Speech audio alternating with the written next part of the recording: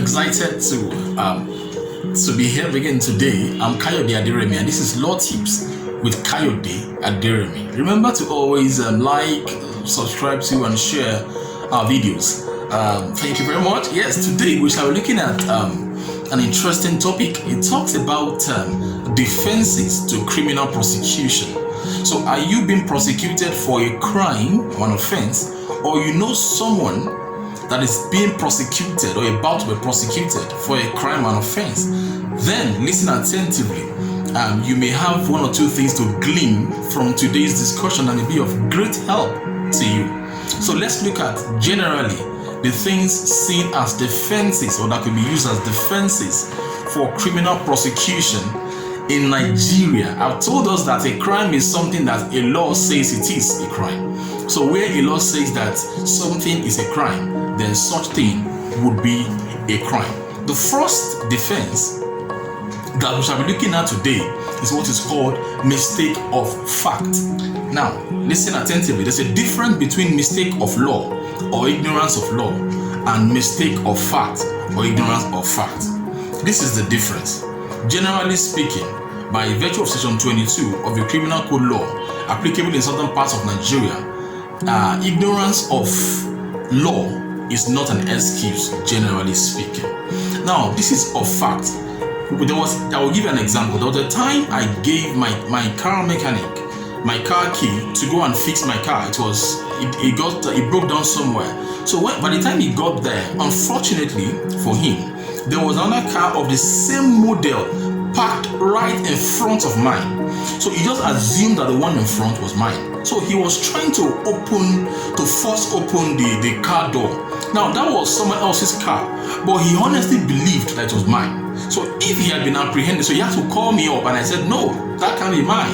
So if he had been apprehended and charged for attempt to steal that car, for example, what he would do was to plead that it was a mistake of fact, because the fact was that there was my car there, but he mistook that car for mine. That is mistake of fact, not of law. Mistake of law is to steal and to say, whoa, I never knew that stealing is a crime in this place, or to slap someone and say I never knew that. So that's the difference between mistake of fact and mistake of law. That can be seen in section 25 of the criminal code law applicable to most southern parts of Nigeria.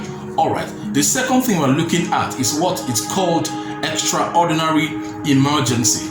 Extraordinary emergency. What that means is this. At times in law, we call it something done in the heat of passion. So where, for example, a man sees another man assailing or assaulting his daughter, and he stabs immediately. Maybe it's a sexual assault or something, or a molestation, and he stabs. And the man that the father is now charged for attempted murder or whatever, if that father can prove, for instance, in this kind of scenario, that he acted in the heat of passion, that when he got into that place, he saw this other man assaulting his daughter, a young daughter, for example. So that can also be an example of defense to crime, all right? It is extraordinary emergency. However, what the court will consider is that, given that if that same thing had happened to a man that had general self-control, would he have been reasonably expected to behave that way? If the answer is yes, then you will be absolved of all liability, criminal liability. In other words, if someone that has self-control will still have done what you did, then you'll be free. You'll be scot-free. All right, that will be a very valid defense in law. You can see that in section 26 of the criminal code law. Let's move straight against something else. That is insanity. Insanity is losing mental capacity. That is lacking, when someone lacks the cognitive ability to understand or to judge his actions, his or her actions. All right. So in other words, if the person is not in his or her right state of mind, that is also one of very strong defense in law. You can see that in section 28. All right. However, of the criminal code. However, delusion or self self-delusion is excluded. All right. So it is only for someone that completely lacks mental capacity, cognitive capacity to understand what he or she is doing that will be covered by this law. So insanity is surely one of the defenses. But let me quickly mention what we call lucid period. Even for those that are mentally ill, they have lucid periods. Lucid period is a time where even though someone has lost his or her mind, the person is okay. We have people like that at certain intervals, they interpret what they hear, what they do things normally. So if it can be proved that it's within that frame of time that they did what they have been accused to have done, that offense, then they cannot plead insanity. I think that is clear. We start in section 28 of the Criminal Code Law. Again, let's look at the fourth one, intoxication. Intoxication is very similar to insanity. When you are intoxicated, it will be deemed that you did not, in fact, it's a fact, not even deemed, that you did not know what you were doing at the time you did that thing. All right. But listen, that has exception. If you took in some drug by yourself, some hard drug or whatever, that made you lose your mental cognitive ability, then you cannot plead intoxication. All right. So if you were the one that intoxicated yourself, in short, you cannot plead intoxication. But if someone did it without your consent or knowledge, then you can plead intoxication. That is the difference. All right. So if someone is so high, intoxicated, and does not know what he or she is doing and commits a crime, if it can be proved that at that time he lacked mental capacity to understand what he or she was doing, then such will pass for intoxication. I have told us the exception to that. If you did it on yourself or by yourself, then you will not be covered by that defense. You will see that in section 29 of the Criminal Code Law. Let's see just maybe one more. That is immature age. Immature age is broken into three parts. The first part is age 7. So for a person, a child under 7 years old, it is deemed that child lacks criminal capacity. What that means is that the child lacks the ability to commit crime. So regardless of what that child does or has done, it will be deemed that he or she lacked capacity. That is the intent to do that thing. Even if it's murder, it makes no difference.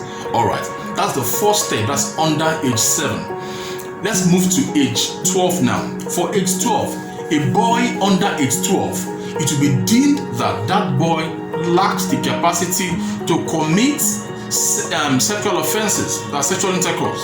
So if a boy of 12 rapes, in quote, a girl or a woman, a boy under 12 rather, it will be deemed that he lacked the capacity to have done that. So even though he did it, he will be covered by the law. All right, that's the second class.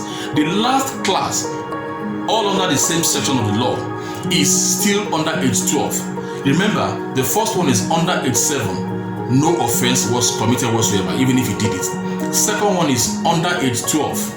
For boys, that applies only to sexual intercourse. There's a defense.